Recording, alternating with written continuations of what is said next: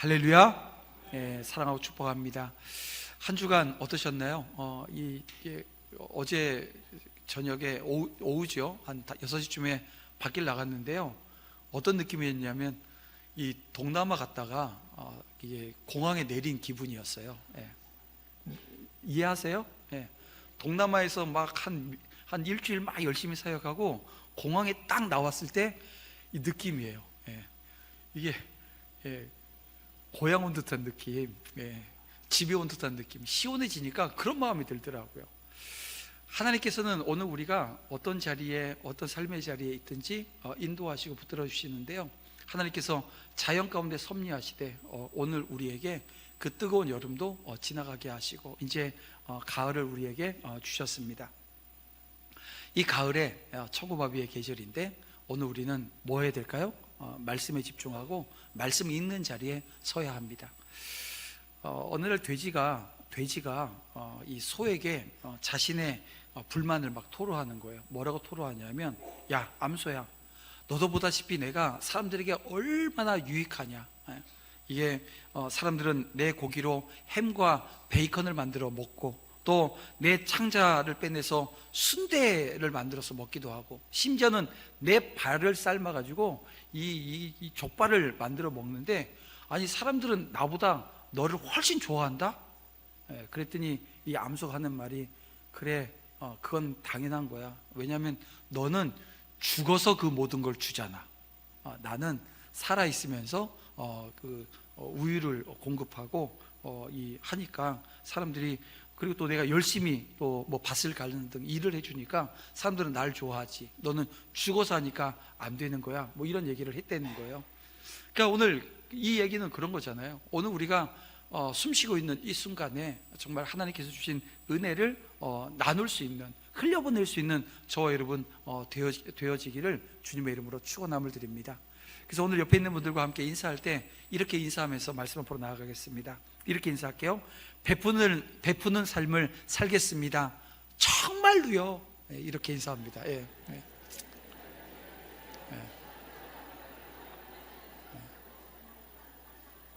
안 하실 거예요? 이 사측에 계신 분들은 안 하시는데, 다시 한번 합니다. 베푸는 삶을 살겠습니다. 정말로요. 이게 정말 누구를 잘해야 진정성이 있는 겁니다. 정말로 베푸는 삶의 자리에 여러분 서기를 원합니다. 자, 오늘 우리는 다윗 하나님을 갈망하다 우리 31번째 시간입니다. 믿음 세상에서라고 하는 제목으로 말씀 함께 나누고자 합니다. 베푸는 삶을 우리가 살아야 되는데 그 베푸는 건 오늘 교회 안에서의 베풀음이 아닙니다. 그 베풀음은 어디서요? 세상에서 베푸는 그 모습이 있어야 돼요. 여러분, 그 베푸는 삶의 자리에 설 때 오늘 우리에게 필요한 건 믿음입니다. 그러니까 결국 오늘 우리가 살아가는 중에 이 믿음이라고 하는 것은 이 교회 공동체 안에서도 중요하게 우리가 보지만 어디서예요? 세상에서 여러분들이 살아가는 삶의 자리에서 믿음이라고 하는 것이 나타날 때 베품이라고 하는 현장도 풍성해지게 되어지는 것을 보게 되어집니다. 우리가 지금 바자회를 하는 것도 뭐 하는 거예요? 베풀기 위해서. 어떻게 해요? 진짜로 베푸는 삶의 자리, 진정성 있는 그런 하나님이 주신 은혜를 누리는, 그리고 흘려보내는 그런 자리가 되어질 것입니다. 근데 여러분, 시대가 혼탁하고 혼란하게 되어지면 여러분 나타나는 특징 중에 하나가 있습니다. 그러니까 믿음의 자리에 서지 못하고요, 어떻게 해요? 그 모든 것들을 자신의 혼탁한 그 시간들을 자신의 기회로 삼으려고 하는 기회주의자들이 여기저기서 일어나게 되어집니다. 또 혼란 가운데 자신만 정의로운 것처럼 떠벌리는 사람도 등장하게 되어진다는 것입니다. 여러분, 이것은 혼탁과 이 상처로 물든 세상에서 필연적으로 마주하게 되어지는, 어쩌면 오늘 우리에게도 있는 모습이에요. 일그러진 자화상이 아닌가 싶은데요. 자, 오늘 본문에 보면 다윗이 광야로 나아갈 때 두 사람을 또 만나게 되어집니다. 오늘 계속해서 이 다윗이 삶의 자리에서 지금 이렇게 어떻게 보면 실현의 시간 아닙니까? 정말 어렵고 힘든 시간인데요, 이 힘든 시간에 어떤 부류의 사람들을 만나게 되어지는지를 함께 좀 봤으면 좋겠어요. 마치 나중에도 한 번 더 말씀드릴 건데, 여러분 존 버전의 철로욕정 여러분 아시죠? 그 존 버든의 철로 욕정에 보면 이 크리스찬이라고 하는 그 주인공이 계속해서 사람들을 만나는데, 그 만나는 모습과 지금 이 다윗이 지금 이렇게 어떻게 보면 광야로 나아가면서 만나게 되어지는 그 사람들 속에서 이루어지는 일들이 계속해서 오버랩 되어집니다. 흡사한 모습을 우리는 발견하게 된다는 거예요. 자, 오늘 다윗은 유대 산지 동쪽을 향해서 더 전진해 갔을 때 이 무비보셋의 종 시바가 이 나귀 2마리를 먹고 마실 것을 잔뜩 싣고 나타나는 것을 보게 되었습니다. 근데 오늘 본문에 보세요. 가지고 오늘 지금 섬기려고 가져온 거 아니에요? 근데 섬기려고 가져온 것에 숫자가 다 나와 있어요. 오늘도 이제 식당에 올라가면 떡이 있고 과일이 있는데, 우리 봉사부장님 계세요? 떡 몇 개예요? 과일 몇 송이에요? 여러분, 이걸 지금 다 세서 지금 이렇게 다 기록되어져 있을 정도니까요. 여러분, 지금 이것이 어떤 의미, 어떤 의도인지, 그러니까 지금 자기가 얘기했기 때문에 지금 여기 알게 되어지고 기록되어지는 내용이거든요.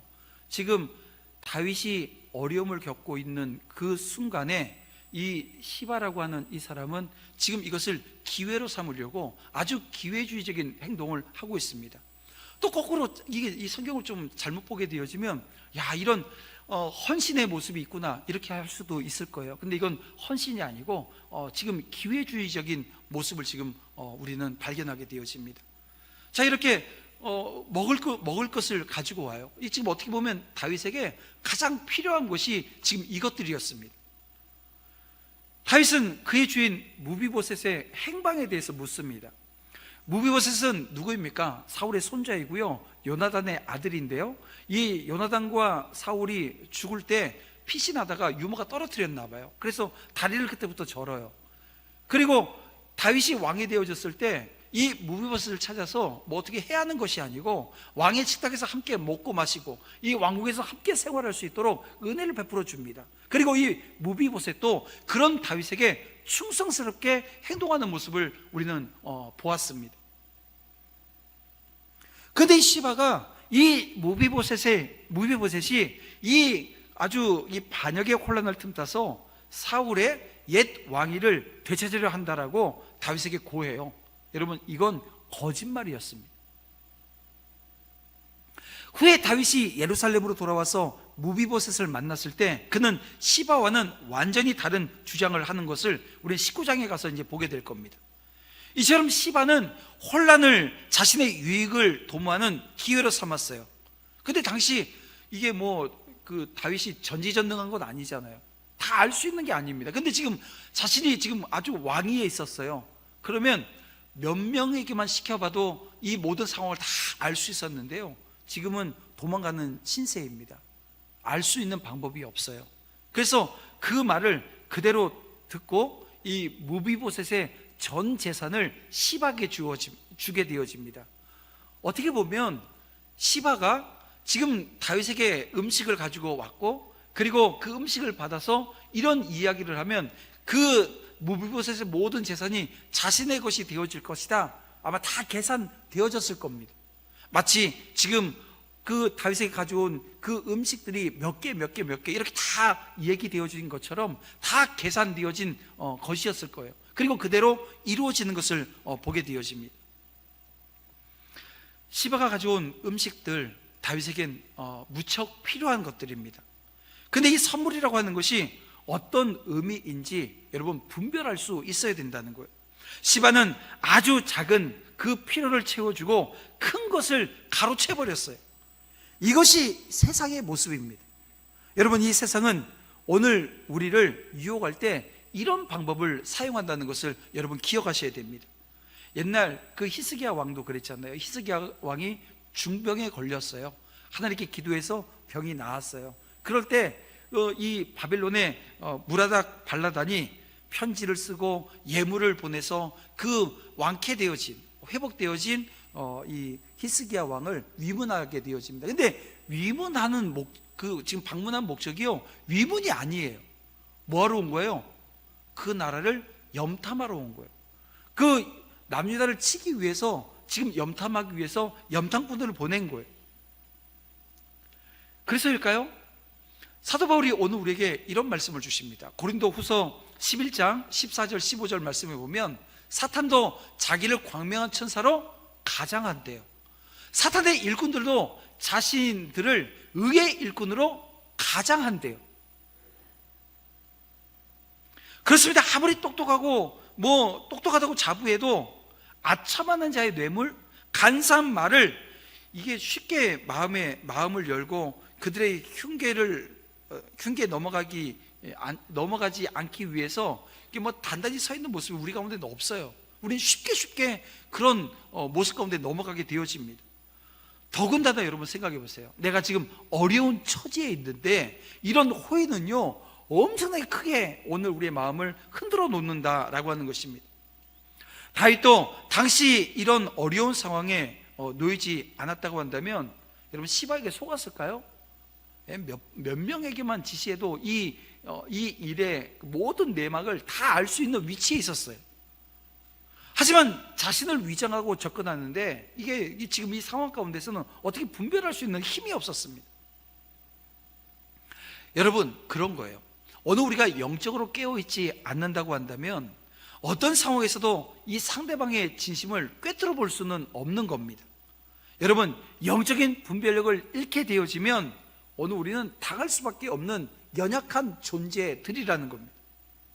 자, 그러면 여러분, 이 영적인 통찰력이라고 하는 것 어떻게 생기나요?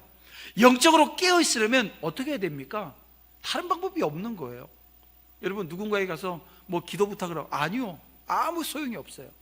여러분, 이 영적 분별력, 이 통찰력이라고 하는 것은 기도의 자리에서 하나님이 주시는 겁니다.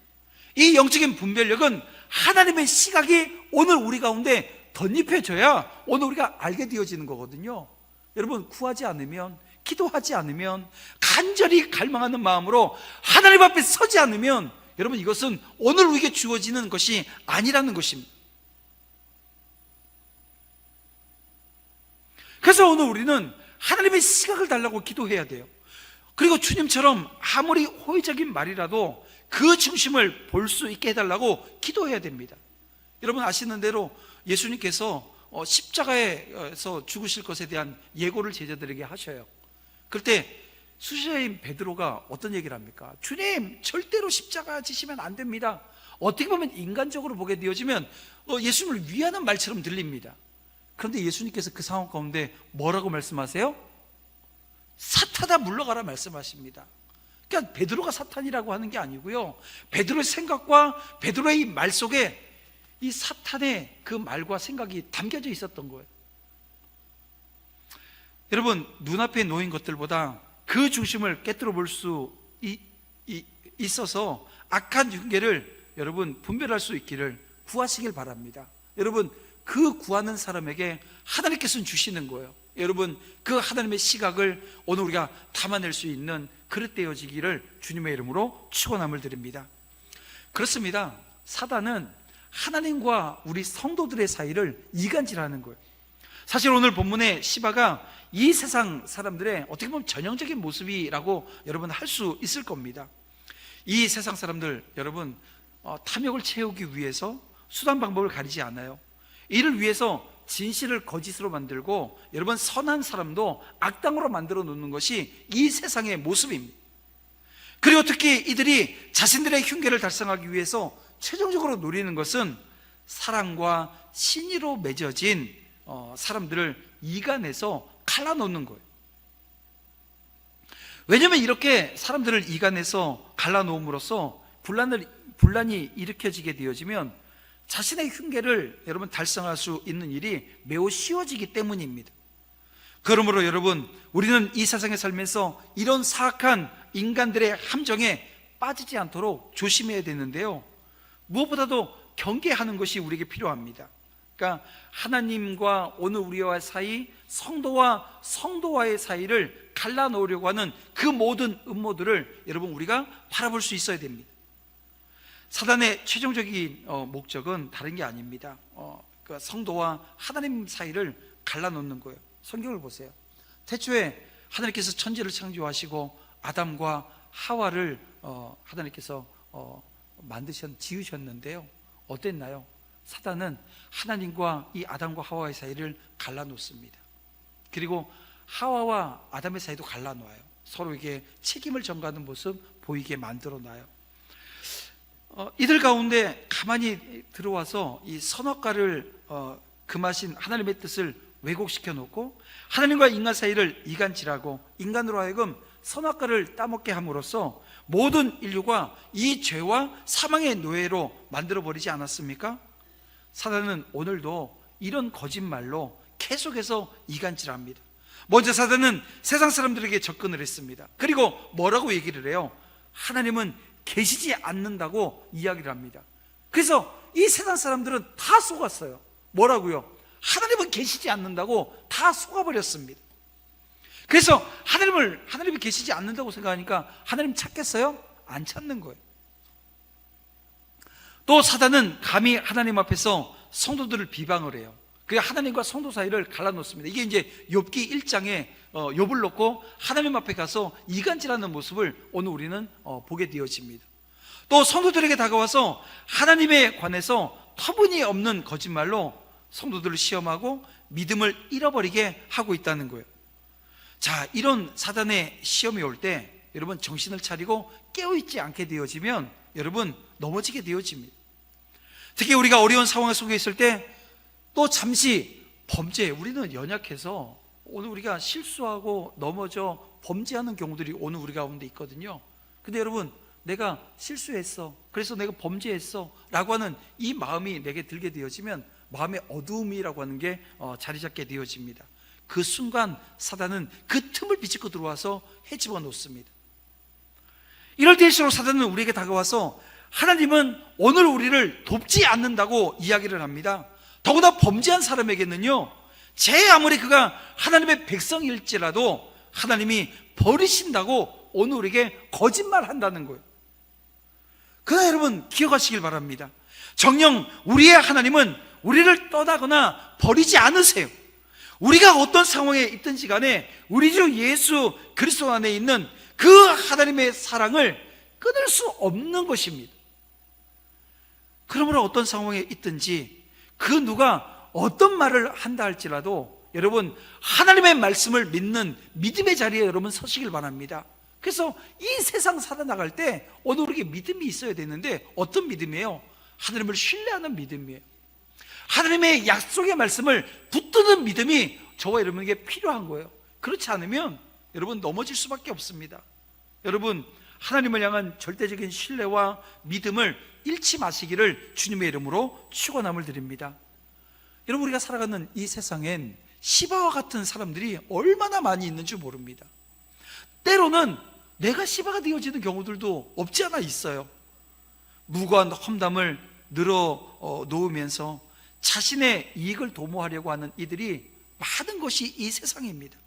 그 가운데 그리스도인들은 어때야 될까요? 깨어있지 않으면 안 됩니다. 스스로 그와 같은 사람들이 되지 않기로 결단해야 되는데 여러분 양심이 내게 주는 그 경계를 여러분 잘 받아낼 수 있어야 되는 거예요. 양심적으로 행동하자는 거예요. 또한 그런 사람들로 인해서 성도의 거룩한 모습이 훼손되어지면 안 되잖아요. 여러분 경계하는 자리에 저와 여러분 서야 될 줄 믿습니다. 자, 그 다음에 또 만나는 사람이 한 명 있습니다. 다윗이 좀 더 진행해 감람산 동쪽 바후림에 이르렀는데요. 거기서 이 사울의 친척 중 한 명인 시므이라고 하는 자가 왕과 이 왕의 무리를 향해서 막 저주를 퍼붓는 거예요. 심지어 돌을 들어서 막 던지는 행위까지 합니다. 그는 다윗이 아들의 반역을 피해 도망가는 것이 사울의 집안이 흘린 피에 대한 하나님의 보응이라고 주장을 합니다. 여러분 친바울계 사람들은 어떤 마음을 가지고 있었을까요? 다윗 왕자가 무너지기를 바라고 있었을 겁니다. 권력을 다시 한번 찾아야 되겠다 그렇게 기다리고 있었을지도 모르겠습니다. 시므이는 마치 자신이 선지자인 것처럼 그 모든 일이 하나님의 뜻이 이루어진 것이라고 지금 막 주장하는 거예요.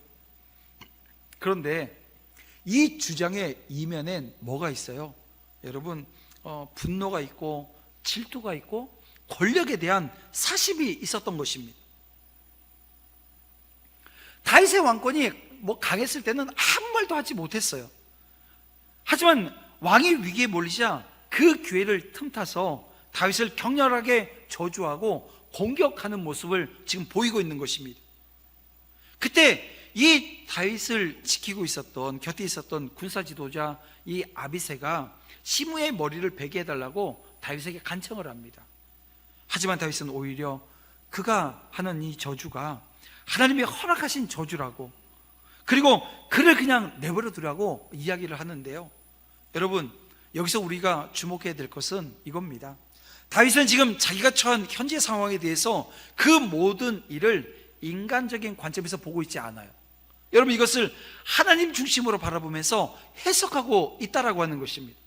즉 다윗은 현재 자신이 받는 수모를 자신의 죄에 대한, 지금 자신이 죄를 지어서 하나님께서 그 죄에 대한 징계를 지금 주어진 모든 일들이잖아요.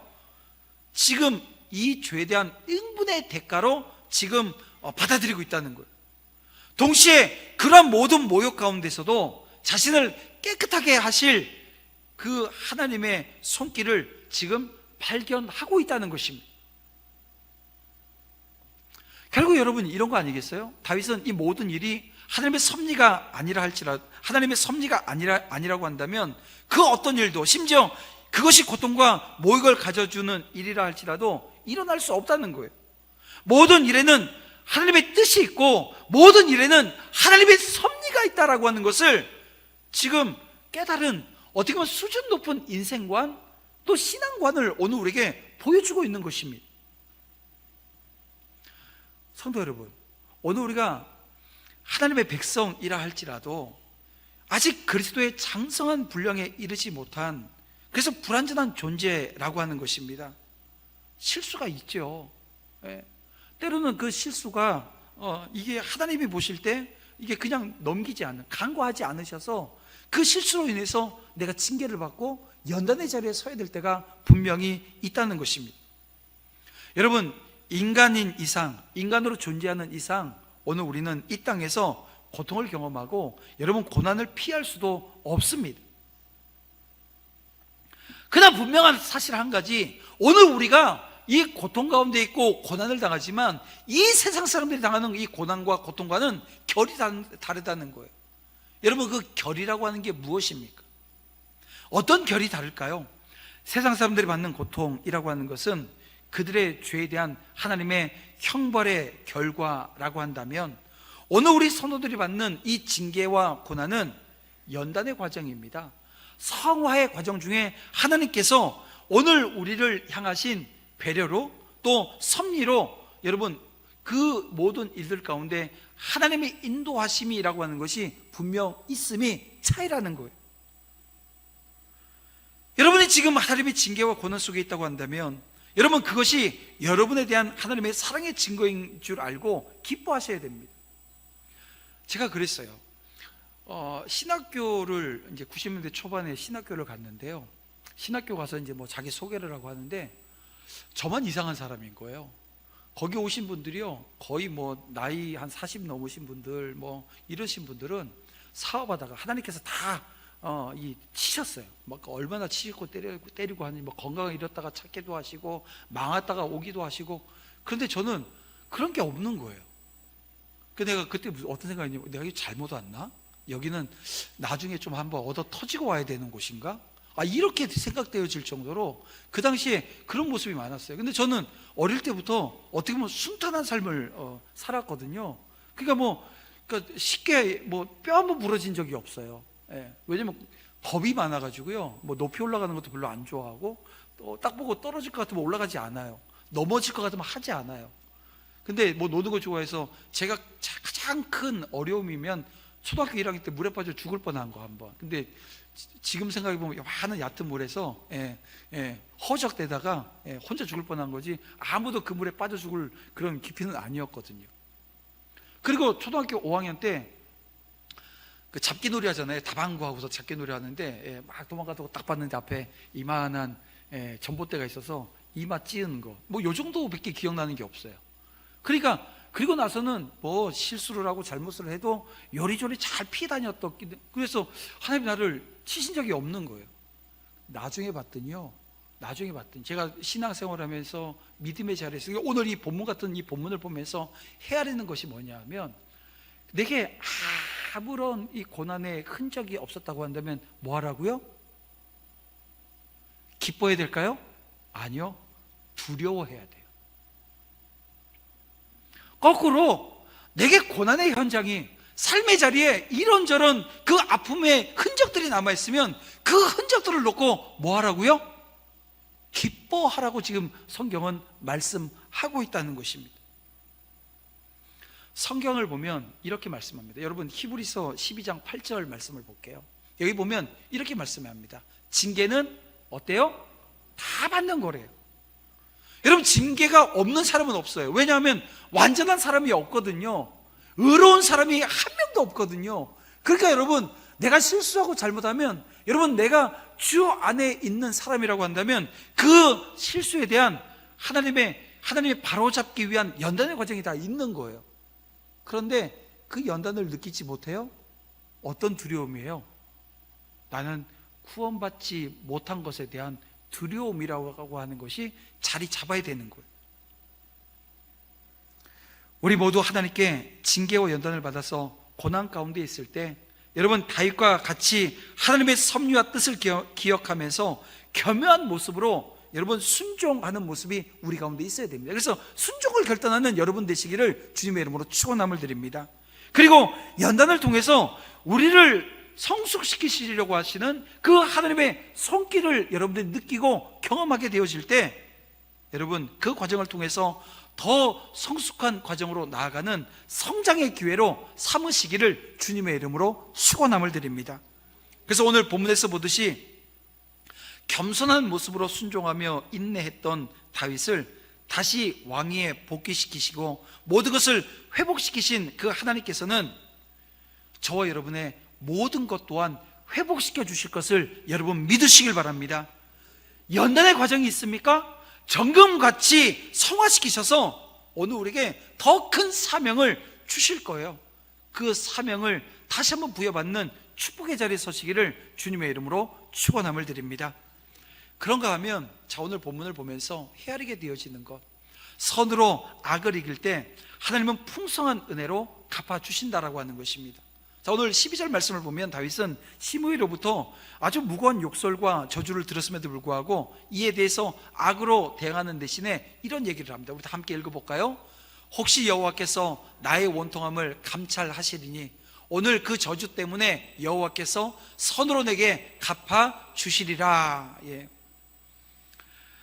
하나님의 손에 모든 걸 맡기는 거예요. 여러분, 이 성숙한 신앙의 모습을 다윗이 오늘 우리에게 보여주고 있다는 겁니다. 여러분 여기서 감찰하다라고 하는 이 단어는 그냥 단순히 본다라고 하는 의미가 아닙니다. 여기는 자세히 관찰해서 주목하다라고 하는 뜻을 가지고 있고요. 이 갚아주다라고 하는 단어도 이런 겁니다. 갚아주는데 어떻게 해요? 되돌리다라고 하는 의미가 있고 회복하다라고 하는 의미가 내포되어져 있는 겁니다. 그러니까 지금 다윗은 지금 자기 앞에서 벌어지고 있는 이 모든 일을 사람만이 보고 있는 게 아니라는 거예요. 내가 지금 당하고 있는 어려움을 사람들만 지금 주목하고 있는 것이 아니고요. 누가요? 전지전능하신 하나님, 생사화복을 주관하시는 그 하나님께서 지금 보고 계시다는 거예요. 지켜보고 계시다는 거예요. 그리고 정하신 때가 되어지면 하나님께서 공의에 기초한 심판을 통해서 모든 일을 원상태로 복귀시켜 주실 것에 대한 그 믿음의 고백을 지금 하고 있는 겁니다. 광야로 나간 이 다윗이 세상 속에서 그리스도인으로 살아나가야 될 저와 여러분이, 여러분, 이 동일한 고백의 자리에 서야 될 줄 믿습니다. 자, 그러면 여러분, 이런 믿음의 자리에 서 있었던 다윗, 여러분, 이 믿음이 헛믿음입니까? 아닙니다. 이 믿음 결코 헛된 것이 아니었습니다. 성경을 보세요. 몇 가지 이 다윗에겐 체험이 있었는데요. 그래서 오늘 우리가 신앙생활에 나가면서 이 체험이라고 하는 거 되게 중요합니다. 아까도 얘기했지만 무지하면, 어리석으면 내가 체험을 하고 있으면서도 체험한지도 몰라요. 여러분, 그런 무지한 자리에 서지 않기를 주님의 이름으로 축원함을 드립니다. 기도의 자리에서 영적으로 깨어있고 말씀을 통해서 그 하나님께서 나와 함께 하시고 나를 인도해 주시는 그 원리를 헤아리는 자리에 서기를 원합니다. 믿음의 자리에 온전히 서는 은혜가 있어야 됐는데요, 다윗은 이런 체험들을 했어요. 나발 아시죠? 이 나발이 다윗이 은혜를 베풀었음에도 불구하고 악으로 갚으면서 멸시하고 모욕을 줬을 때, 이 아비가일이라고 하는 그의 아내가 지혜로운 모습으로 모든 것을 넘겼어요. 그래서 다윗이 참게 되어져요. 그래서 하나님께서는 은혜 모르는 배은망덕한 나발을 치세요. 그래서 다윗이 받은 멸시와 모욕을 공의롭게 갚아주셨던 것을 경험을 했습니다. 또 그는 무고한 자신을 죽이려고 하는 사울왕을 죽일 수 있는 기회가 2번이나 있었어요. 그런데 하나님의 뜻을 기억하고 참았어요. 그래서 나중에 이 블레셋 군대가 이 사울왕을 심판했고, 대신 다윗이 왕위에 등극할 수 있었습니다. 여러분, 이런 경험들이 쌓여져 있는 거예요. 근데 잠시 잊었는데 고난 중에 뭘요? 여전히 나와 고난 중에 함께 하시는 그 하나님을 바라볼 수 있는 은혜가 다윗에게 있었던 거예요. 그래서 오늘 본문에서도 시므에게 어떻게 합니까? 다윗은 그 역시 참아요, 용서해요. 그런데 나중에 하나님께서는 이 솔로몬의 손을 빌려서 심판하시는 모습을 우리는 성경을 통해서 보게 되어집니다. 결국 다윗이 악을 악으로 갚지 아니하고 오히려 하나님의 손에 모든 것을 내어 맡겼어요. 선으로 대할 때 그 모든 것을 보고 계셨던 하나님께서 이 다윗의 대적한 자들에게 심판으로 갚으시고 다윗에게 풍성한 은혜로 갚으시는 모습을 우리는 보게 되어집니다. 사랑하는 성도 여러분, 이것이 바로 하나님께서 오늘 우리 인생에 갚아주시는 방법입니다. 여러분, 우리가 인생 살아나가면서 세상 살면서 억울한 일 만날 때가 분명히 있어요. 그 억울한 일 만나게 되어지면 우리는 어떻습니까? 분노하기가 쉽습니다. 악을 악으로 갚으려고 하는 시도를 우리가 하려고 할 때가 있어요. 근데 여러분, 그거 하면 안 되는 거예요. 아니, 오히려 어떻게 하자고요? 용서하자고요. 사랑으로 대해주자고요. 악을 선으로 이기는 여러분 성도의 모습, 그게 여러분 아름다운 모습인 겁니다. 혹시 내가 억울한 일을 당했을 때 하나님께서 몰라주시면 어떻게 하나 염려 여러분 절대 하지 않으셨으면 좋겠어요. 여러분, 오늘 성경을 보세요. 우리 시편 94편 9절 말씀을 보면, 귀를 지으신 이가 듣지 아니하시랴, 눈을 만드신 이가 보지 아니하시랴 라고 하는 말씀이 있습니다. 여러분, 눈을 지으신 이가 보지 않고 귀를 지으신 이가 듣지 않으시겠습니까? 여러분, 우리의 모든 것을 우리 하나님이 보고 계심을, 그리고 듣고 계심을 여러분 믿으시길 바랍니다. 나 혼자 사는 게 아니고요, 나와 함께 하시는 하나님이 계시는 거예요. 여러분, 혼자 사는 것처럼 불안해하지 마시고 혼자 사는 것처럼 두려워하지 마세요. 나를 여전히 붙들고 계세요. 내가 지금 불안과 두려움이라고 하는 그 시련의 자리에 있다 할지라도 나를 회복시켜 주실 그 하나님을 바라는 그 믿음의 자리에 서셔야 됩니다. 그리고 또한 이렇게 모든 것을 듣고 보고 계시는 하나님께서 또 우리에게 약속의 말씀 하나 주신 게 있어요.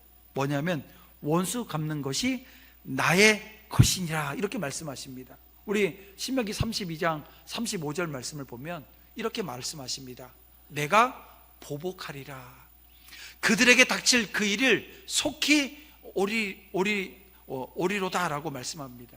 여러분, 보복이 누가 하시는 거예요? 하나님이 하시는 거예요. 우리는 내가 보복하려고 하는 게 여러분 아닌 거예요. 주님께서는 여기에 대해서 주님으로 말미암아 세상이 우리를 무거워하게 욕하면, 이 마태복음 5장 11절 12절 말씀인데요, 너희를 욕하고 박해하고 거짓으로 너희를 거슬려 모든 악한 일을 말할 때 우리에게 뭐가 있다고요? 복이 있대요. 어떻게 하라고요? 기뻐하고 즐거워하래요. 너희 상이 크다고까지 오늘 우리에게 말씀해 주고 있습니다.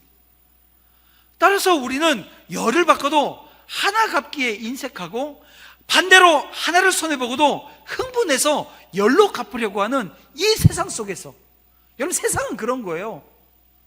열을 받았는데 하나를 갚기에 인색해요. 여러분, 하나를 손해보고도 흥분해서 열로 되갚으려고 하는 것이 이 세상의 모습입니다. 이 죄악된 이 세상은 그 원리 속에 살아가요. 그런데 오늘 그 세상 속에서 저와 여러분 믿음의 사람 되시기를 주님의 이름으로 축원함을 드립니다.